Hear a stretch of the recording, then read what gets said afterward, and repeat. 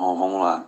Nós vamos fazer um bate-papo aqui em relação a um texto passado na disciplina História Econômica, que é o texto O Atlântico Negro como Contracultura da Modernidade.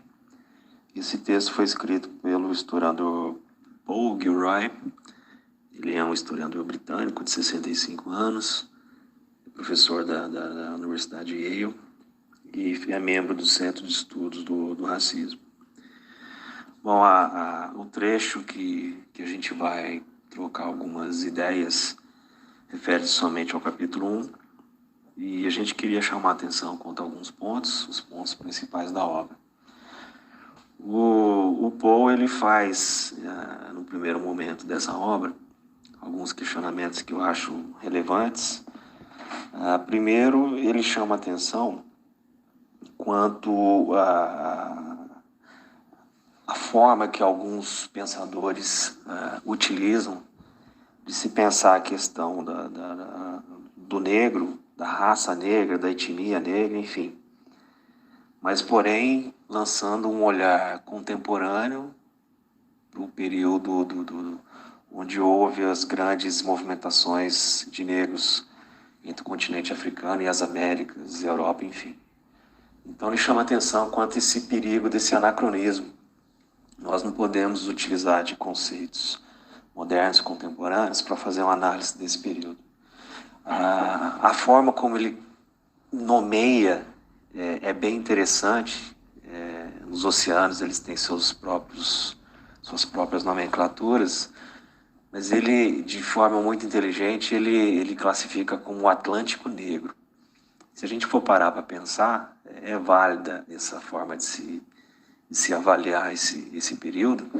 A quantidade de pessoas negras que foram retiradas dos seus países de origem e foram, à força, obrigados a se deslocarem para as Américas, para a Europa, para a Ásia, enfim. Outro ponto importante no texto também é que, além da troca de mercadorias que acontecia no transatlântico, houve também uma troca cultural. E como o povo negro não tinha uma pátria que isolassem eles, até mesmo por causa da rota comercial e do comércio de escravos, é como se o transatlântico fosse parte da cultura negra. Uma atenção também o fato de alguns questionamentos, se pode atualmente se fazer uma análise de nacionalismo, de Estado-nação em relação ao povo negro. Se nós pensarmos, os negros foram retirados dos seus territórios, que mesmo nessa primeira análise, é difícil nós concebermos a ideia de uma nação. Uma nação pode ser um grupo de pessoas que estejam juntas devido a N fatores raciais, étnicos, econômicos, políticos, etc. Então, se já é difícil a gente estabelecer esse tipo de conexão entre nação, imagina se pensar o Estado-nação negro baseado nessa diáspora que o escravismo impôs a esses povos. O Atlântico Negro pode se caracterizar também pela formação cultural dos negros diante os aspectos colonizadores, onde se misturaram culturas, etnias. Foi um fato onde os negros, eles teve sua vida mudada drasticamente. Foram tomadas suas origens, culturas e todas as suas características para apenas fazerem partes de interesses políticos e econômicos para enriquecimento e empoderamento de outras nações. Isso que o Klinsmann falou é interessante porque dá para fazer um link direto com as matérias que a gente vem estudando, como a expansão marítima e o mercantilismo. Porque com a expansão marítima houve o descobrimento das Américas, na quais as nações europeias viram um grande potencial de enriquecimento e do aumento do seu acúmulo de capital. Então, através dessas colônias, elas tentaram tirar o recurso de lá, mas para isso elas precisavam de mão de obra. Então, houve uma demanda muito grande de mão de obra, que foi suprida por mão de obra escravista, tanto dos nativos das regiões colonizadas, como da mão de obra africana. Que a demanda foi tão alta de mão de obra que criou um mercado escravista. Para ter uma dimensão disso, estima que 4 milhões de africanos saíram do seu continente e chegaram no Brasil nesse período. Tendo noção também que grande parte dos escravos que saíam do continente africano morriam nesse trajeto, por causa das condições precárias dos navios. Um absurdo brutal de exclusão dos negros como não humanos e não cidadãos. A apresentação visual desses fatos ocorridos foi uma obra de Turner, um quadro de propriedade de Ruskin, onde um navio negreiro era drasticamente visto. Ruskin o colocou à venda por achar doloroso conviver com o quadro.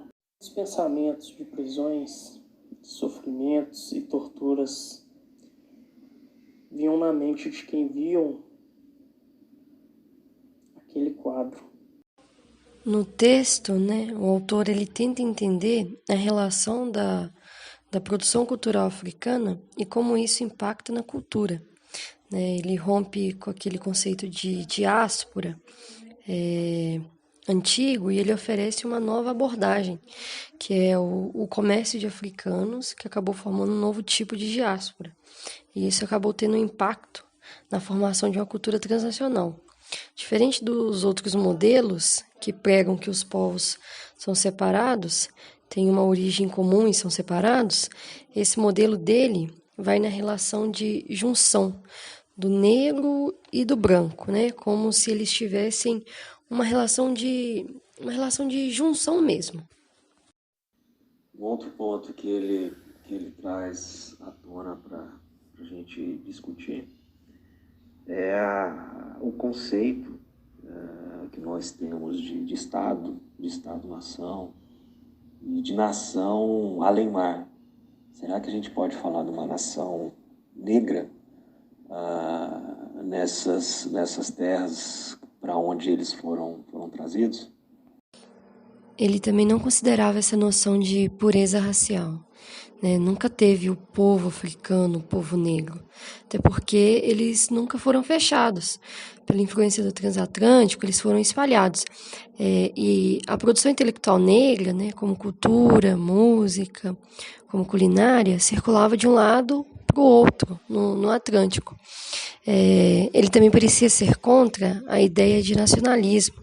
Para ele, os estudos literários não podiam ser confinados em departamentos, né, separados. Essa ideia de nacionalismo da cultura negra não existia, pois havia influência de outros povos, de outros lugares. Então, não dá para separar isso em fronteiras, digamos assim. Bom, continuando a abordar sobre a cultura negra e o quanto a cultura negra é rica, tem uma riqueza cultural exorbitante e o quanto na história a cultura negra ela foi sendo reprimida, né? Os negros tiveram muitos e muitos séculos de luta pela liberdade, pela luta pelo seu posicionamento, pelo seu lugar na sociedade. E pegando esse gancho, um dos tópicos que mais me chamaram a atenção são os estudos culturais que o autor aborda, né, sobre o projeto de institucionalização cultural. E aí ele continua no texto, né, que a Inglaterra, a gente pode não necessariamente especificar a Inglaterra, mas a visão europeia sobre os fatos, sobre a cultura negra. É muito importante isso porque é algo que a gente pode até mesmo se colocar hoje em dia. Muito do que nós estudamos sobre história, é claro que nos tempos atuais tiveram assim suas mudanças, né, de acordo com o contexto, mas muito do que a gente sabe sobre a cultura negra, todo o sofrimento, toda a luta, é uma visão europeia, uma visão inglesa dos fatos, e não necessariamente só a cultura negra. A gente pode pegar outras culturas também nesse gancho. É a visão adotada, basicamente, da cultura negra para o mundo moderno, né? Os negros, eles são vistos como não humanos, não cidadãos, infelizmente, né, tratados durante alguns períodos de história, né, como animais, né, vendidos. Então, é um tópico muito interessante que o autor aborda. E o Atlântico Negro, né, é muito bacana a abordagem dele sobre o tema. E ele também destaca que o Atlântico Negro, a referência, ela pode ser abordada também para outras reivindicações culturais, além de ser africana no hemisfério ocidental, né? Toda essa luta, não só da cultura negra, mas podemos pegar exemplos de outras culturas que tiveram também as suas lutas para conquistar seu espaço na sociedade. Ele faz essa referência que o Atlântico Negro ele pode ser usado, porém, é claro, o Atlântico Negro faz uma referência específica aos negros, a toda a cultura negra que é exaltada, né, no texto. E ele faz uma referência dos navios, os navios negreiros, quando eles vieram, eles embarcaram, né, desembarcaram, né, na América. Ele faz uma referência que nos navios negreiros havia elementos vivos de mudança de espaço fixo dos negros. E lá também tinha... Os negros, eles traziam toda uma história, toda uma cultura, que quando eles chegassem aqui na América, tudo aquilo ia ser passado de geração em geração, né? Porque a gente tem exemplos aqui, né, no Brasil, o tanto que a cultura negra causa ainda influência, né, aqui na nossa cultura brasileira, o quão ela tem espaço ainda. Mas também, ao mesmo tempo, eles teriam que deixar um pouco da sua história para trás. Então, dentro do navio negreiro havia ali uma mistura de visões políticas, culturais, sociais. Então lá havia essas trocas de culturas, de riquezas, e tudo isso faz parte da nossa história, da nossa formação histórica.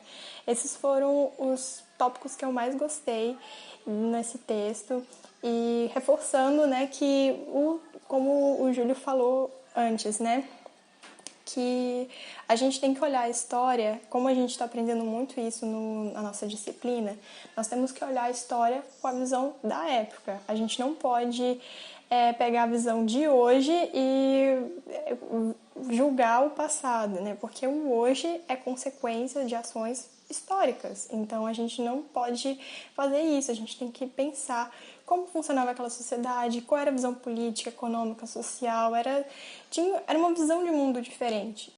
Nessa luta constante pelos direitos dos negros, comumente perante a sociedade, se dá a citação de Martin Robson Delany, visto como uma referência por Poe.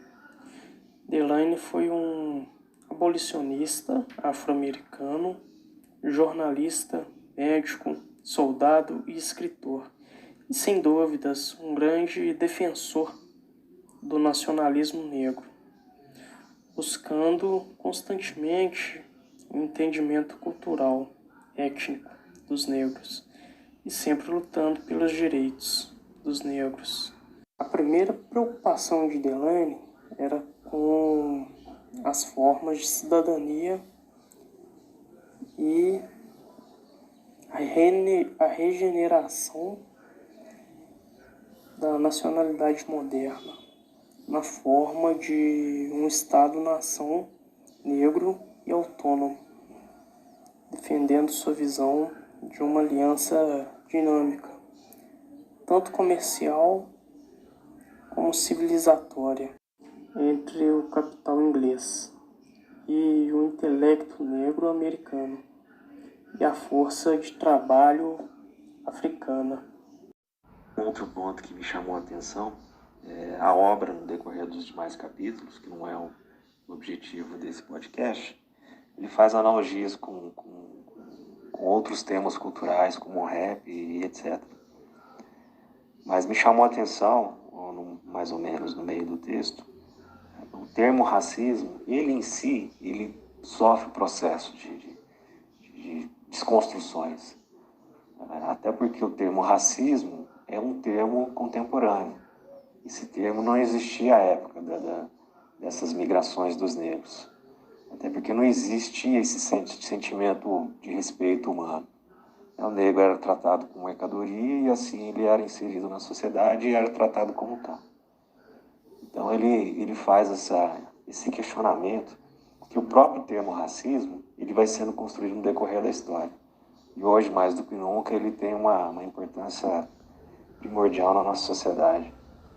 Outra mudança que pode se destacar no texto foi a mudança de concepção dos autores citados, que de início eles tratavam o problema do etnocentrismo, do nacionalismo como um problema somente cultural.